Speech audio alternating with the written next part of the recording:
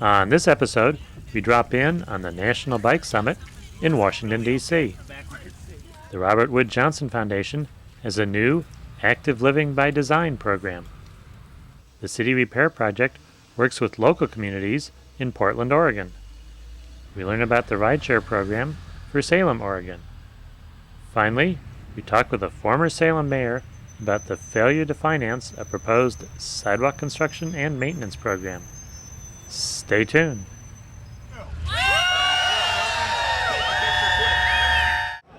We're in Washington, D.C., talking with Andy Clark with the League of American Bicyclists. What is the League? The League of American Bicyclists is a 124-year-old national organization of bicyclists. We were founded in 1880 to look after the rights of the newfangled bicyclist on the rutted roads of America. And we helped start the Good Roads movement, and that was the precursor of the Federal Highway Administration and the AAA and all kinds of other things that are now household names.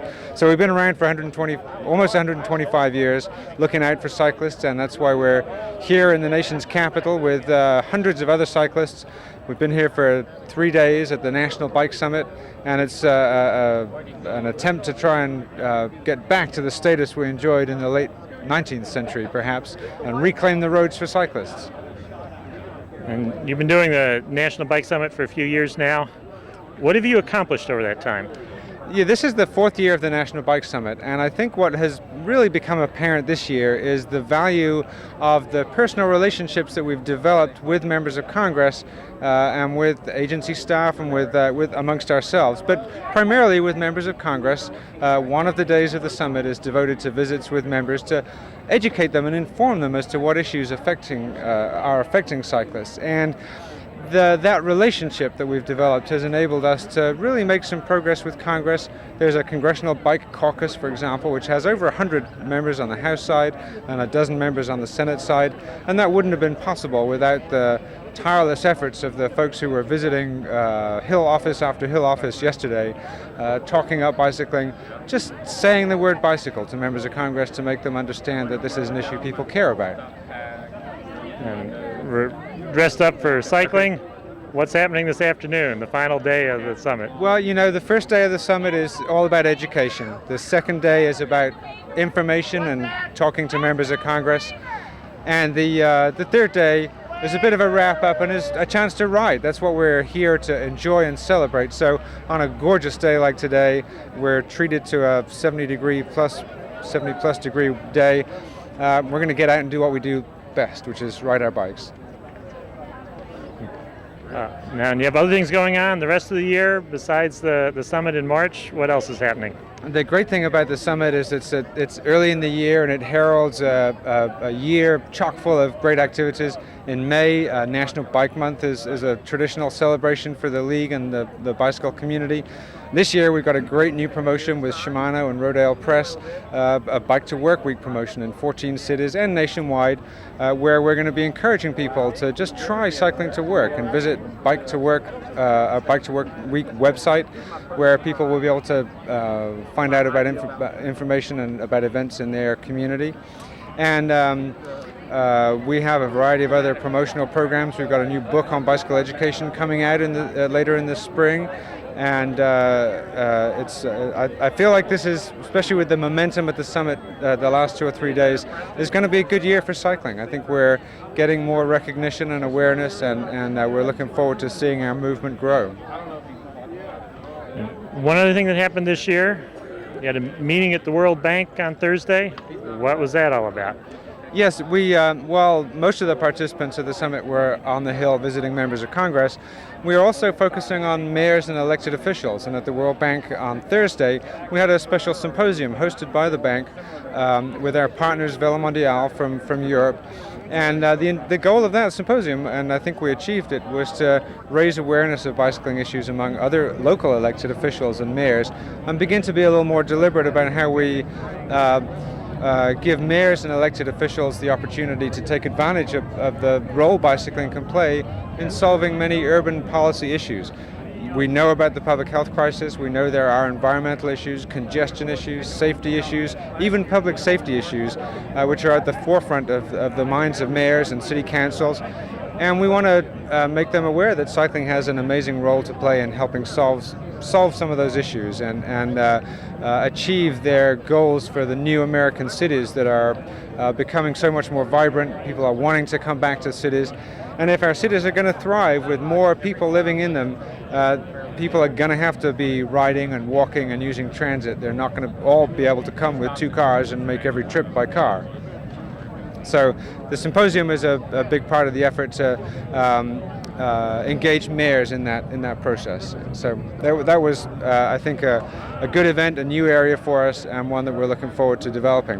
One of the things that we'll be encouraging mayors to do with our partners, the Thunderhead Alliance, is to participate in a bike ride, to take the mayor for a bike ride on July 4th. Which I think is a great opportunity in a very non-confrontational way to get mayors to experience what it's like to be a cyclist and to share some of the joy and pleasure of good physical activity. In September, speaking of the calendar for the year, there's a very important conference in Victoria, British Columbia, the Pro Bike Pro Walk Conference, where the professionals involved in promoting bicycling and walking will gather and learn the technical details of how, once a political decision's been made to become more bicycle friendly, the professionals on the ground have to figure out how to do that, how wide the stripe should be, what the crosswalk looks like, how bendy a trail should be or shouldn't be.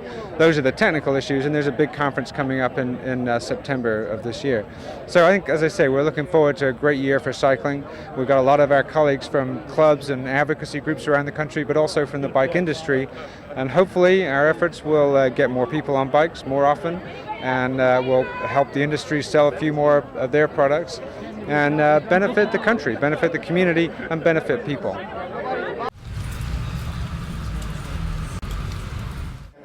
We're in Washington, D.C., talking with Kate Kraft, who's a senior program officer with the Robert Wood Johnson Foundation. What is the foundation? We're a health and healthcare foundation dedicated to improving the health and healthcare of all Americans. We are over 30 years old, and we're started by the son and nephew of the founders of Johnson & Johnson. What's the foundation's interest in pedestrians? Well, we're actually come at this from the promoting health as our goal, and really looking at how do you increase physical activity levels, and realizing that over the last several years we've kind of engineered activity out of our lives, and that one way to get it back into our life is to promote walking and biking, and that means we have to have a safe pedestrian infrastructure so people can walk and bike. And you've just finished up 3 days of meetings here in Washington. What's been going on? We have a program called Active Living by Design, which is funding 25 community partnerships to really look at the barriers in their community to being able to walk and bike and doing something about it. So this was our first meeting of those 25 partnerships that came together to meet each other so they could learn from each other, to hear about a wide range of options that they could do in their community with a very little bit of effort, and to set an agenda for the next 5 years for ways to really promote healthy lifestyles. It was really invigorating. How did you select the 25? Was there much interest in this project? Oh yeah, we do a call for proposals. As a foundation, we sent out a call for proposals. We got 1,000 applications for 25 slots, one of the largest demands ever at any foundation program. So it was pretty amazing because it's not a lot of money that we're giving out. The first year grant was only $75,000, and it's $200,000 over 5 years. So that's not a lot, but it just goes to show you how much people want to do this work. And when the 5 years is up, what do you hope to find out from this project? We hope to demonstrate that different types of environments, physical environment, built environment, actually can result in increased activity, increased physical activity. Ultimately, we want to increase activity. We want to show that communities can do that, and we want more communities. We're funding 25, but they're really just a start. We want them to become sister cities with many others, and I would love to see 2,500 communities in 5 years from now being engaged in promoting healthy lifestyles through walking and biking. And you have a number of separate programs under the Active Living name. What else is going on? Yeah, we have a portfolio of programs, at least 5 of them, that are designed to do 3 things. First, we have a research program called Active Living Research, which is really funding investigator-initiated studies to build the evidence about which types of environments and what policies really result in increased physical activity. Then we have the one we're here with, Active Living by Design, which is community demonstrations. We have another couple of programs which are designed to really create demand for these kinds of environments. One called Active Living Leadership, which is focused on working with state and locally elected and appointed officials, giving them the kinds of information that they need to understand the kind of zoning reforms and interesting programming that can make their community healthier and more walkable.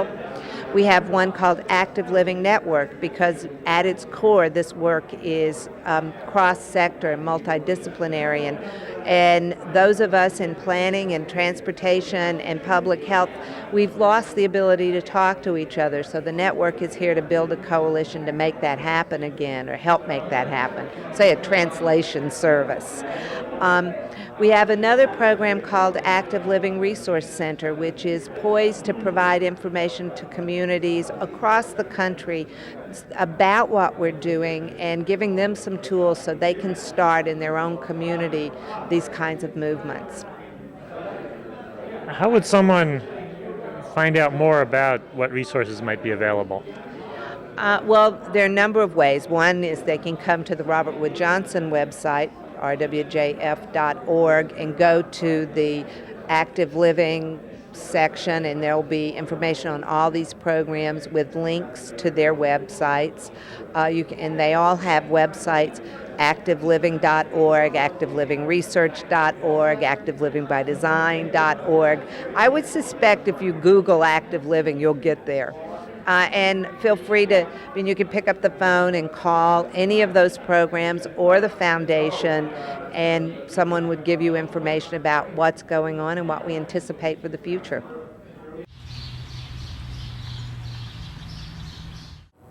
We're in Portland, Oregon, talking with Eva Miller with the City Repair Project. What is City Repair? Well, the City Repair Project is a group of people who are working to create the kind of world we want to live in. All of our projects focus on public space and community. Basically, we're transforming space into place, and we're restoring a sense of local culture and identity in our neighborhoods and our cities. Who are these people? Who makes up City Repair?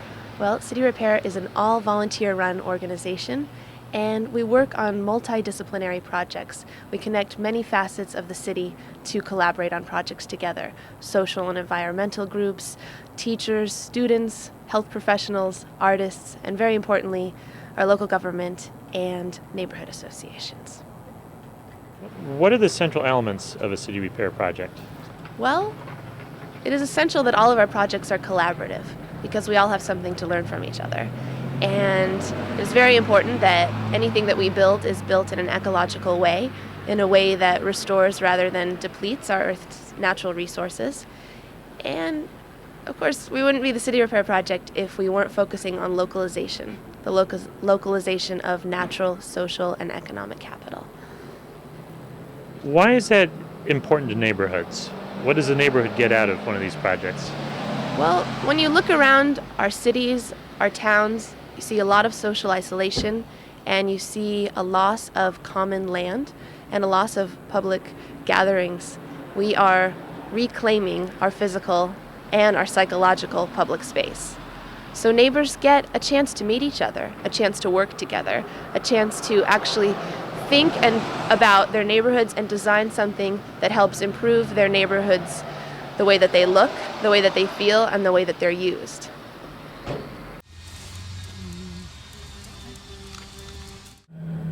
We're talking with Charlotte Chamberlain with City Repair.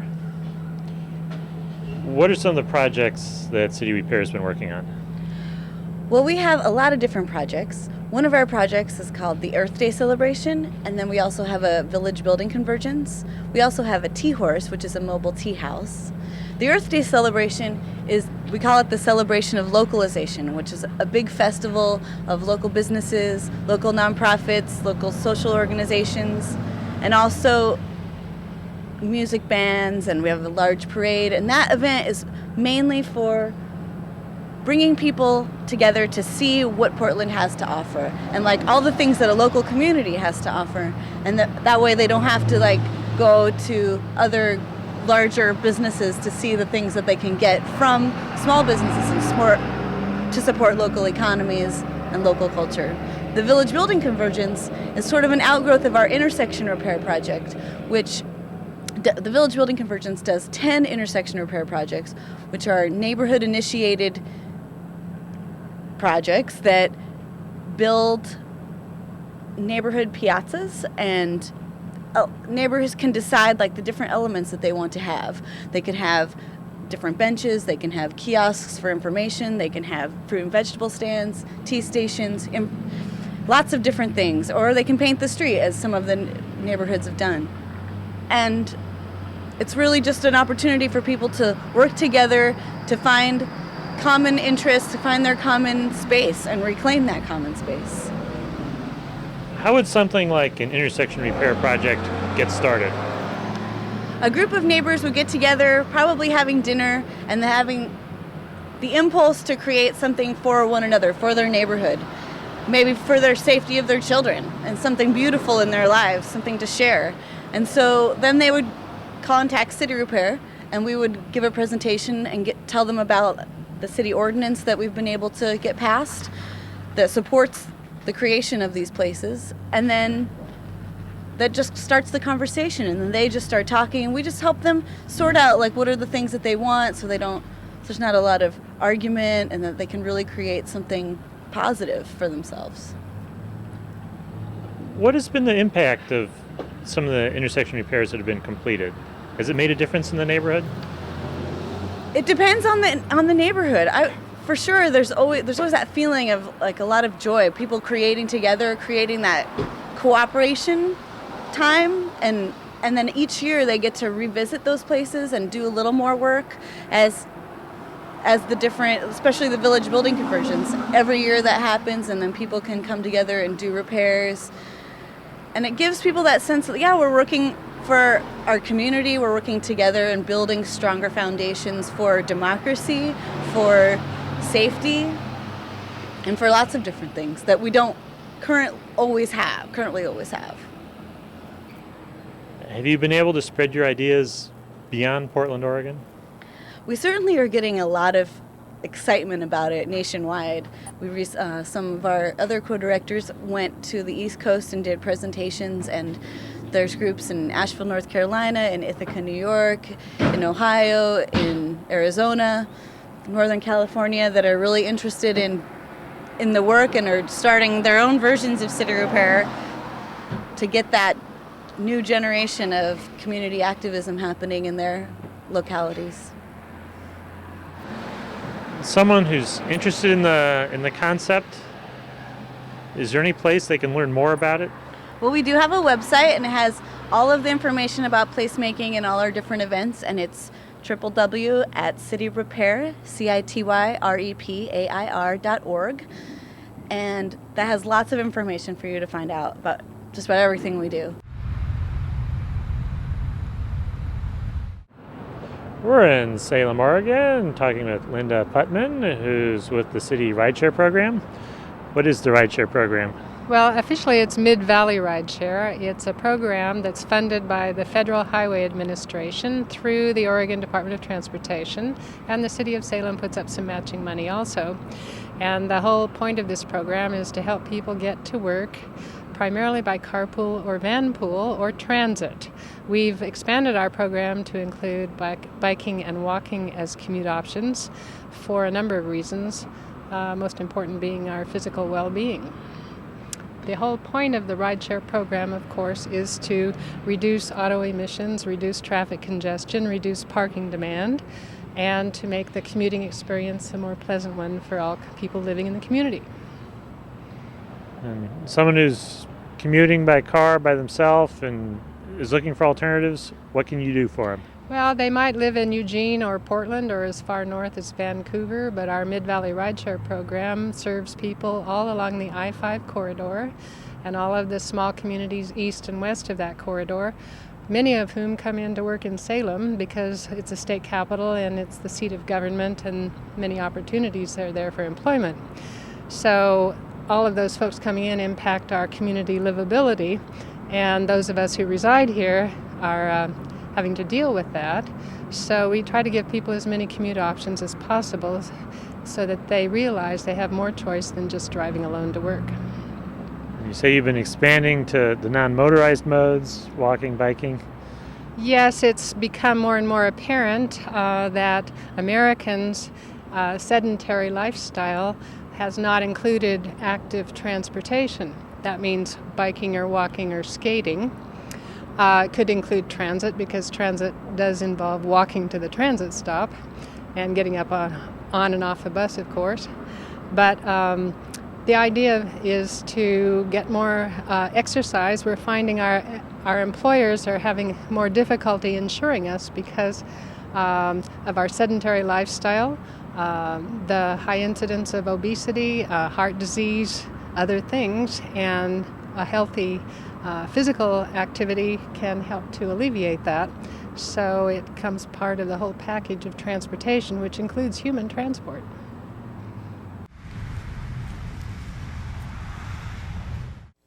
We're in Salem, Oregon, talking with Mike Swaim, who was mayor until just a little while ago. While you were mayor, there was something called SCAMP. What was that? SCAMP, yeah. Well, I think probably the name itself got a lot of attention, but really what it was an attempt by the city of Salem to provide a comprehensive system of sidewalks, predominantly in the community, and to finance that by implementing a utility fee that would be based upon what it costs to, or how many feet really, on how many feet of sidewalk you happen to have in front of your property, with residential property owners paying about $2.46 a month. And with that kind of revenue, over the course of about 5 years, we would have been able to completely build out the sidewalk system that we have here in Salem, and to repair the sidewalks that, after a century or two, they'll start to deteriorate. So we would be able to take care of those as well. So it was a great opportunity to address the needs of safety. Kids going to and from school is a huge issue. Kids going to our parks, having to walk in the street to get to the parks was not a very safe way to take care of our children. Also, to make the sidewalks so that people with disabilities and seniors could walk down or roll down the sidewalk without having to worry about falling into a hole or bumping over a bump and being tossed out of their wheelchair. So we're really very hopeful about being able to do this and also take care of your street trees and street lights. And so it's a comprehensive utility fee, and we thought very reasonable. But it costs a little bit more for businesses. It was based upon their lineal feet as well, with a cap, I think, at about 1,000 feet.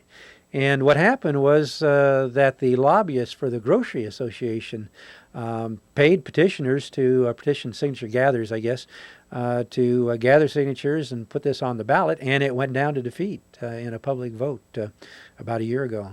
So we were very disappointed. We worked for about a couple of years putting it together, a year and a half, 2 years. We had people on the Citizen Advisory Committee that represented all geographical areas of the city. We have neighborhood associations, 19 of them, and there are representatives from all 19 neighborhood associations. But people just, the voters were just more conservative, more conservative, less willing to invest in what we thought was a really important element of making our community livable. So that was probably our largest project. One of the things that we did accomplish that I was really happy about is we've installed audible signals for the blind and visually handicapped. And that was something we didn't have before I came into office, and people from the Blind Association came to me and said, it's really difficult trying to get across the street. And I was willing to believe that without being, a subject in a test to determine the accuracy of that. But they insisted that I go out, and they blindfolded me and said, now here's the task: get from point A to point B, which was crossing a major street, without those sounds, those signals. And of course, there's no way I could tell how to do that safely. And then we installed those signals, and we went out and we had another test. And they blindfolded me again, and I was able to navigate it.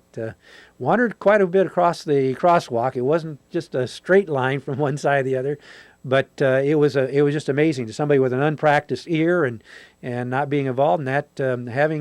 Having a cane and being blindfolded and listening to that sound, I was able to avoid getting in the line of traffic and knew when it was time to walk and when it was time to stay. So we got that one passed, and we've installed those in all major intersections. So I'm pretty pleased about that.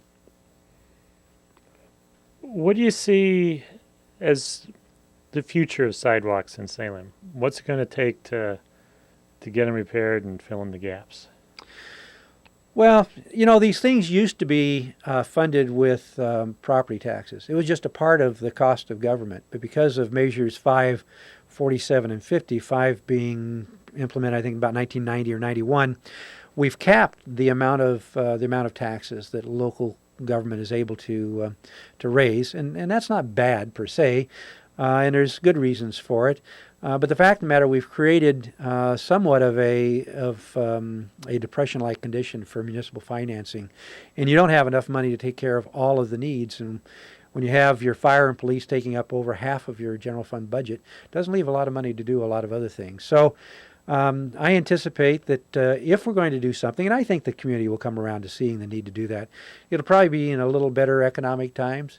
It'll probably be a situation where maybe we ask the voters to pass a bond and do it by way of bonding. Or they may go back and look at this $2.46 fee per month, which is a really equitable way to handle it, because all of us then shared in it,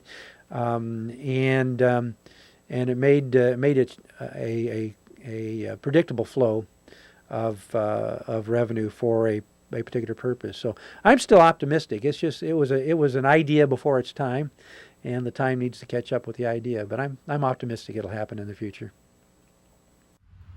Visit us on the internet at www.pedestrians.org.